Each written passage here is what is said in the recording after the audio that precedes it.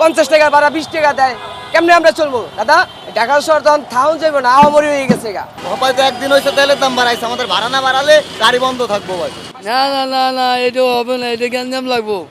গ্যাঞ্জাম মানে মারাত্মক, এটা আপনার ভিড়ে দেবো না ভাই।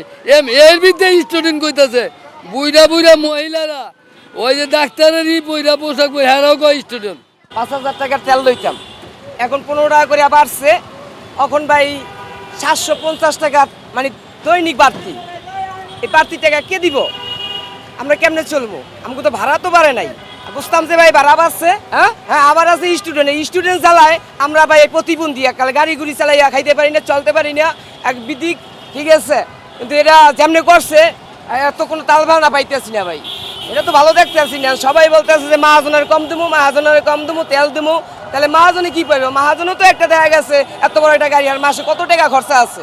লিটারে 15 টাকা বাড়াইছে ভাই, কিন্তু আমাদের ভাড়া বাড়ানো হয় না এখনো। এটা একটা অনেক বড় সমস্যা আছে ভাই। তেল কিনলে আমাদের আর টাকা বেতন পায় না ভাই। তেলের দাম বৃদ্ধি করছে ঠিক আছে, আমাদের ভাড়াটা একটু বাড়াই দিলে তো আমাদের সমস্যার সমাধান হয়ে যাবে। ভাড়া না বাড়াইলে আমাদের ক্ষতি হবে, অনেক ক্ষতি ছাড়া আমাদের কোনো গাড়ি বন্ধ রাখতে হবে, কিছু করার নাই। যদি 15 টাকা বাড়ায় থাকে তাহলে আমাদেরও ভাড়া বাড়ানোর দরকার। কারণ হলো কি, আমরা তো বলতে পারি না, সহ্য করতে পারি না, আমরা যে গাড়ি চালাই লস দিয়ে। যদি তেলের দাম এত বাড়তি থাকে, আমরা ভাড়া বাড়তি পাচ্ছি না, তাহলে আমরা কিভাবে পোষাবো? হ্যাঁ, ভাড়া না বাড়লে তো আমরা চলতে পারবো না।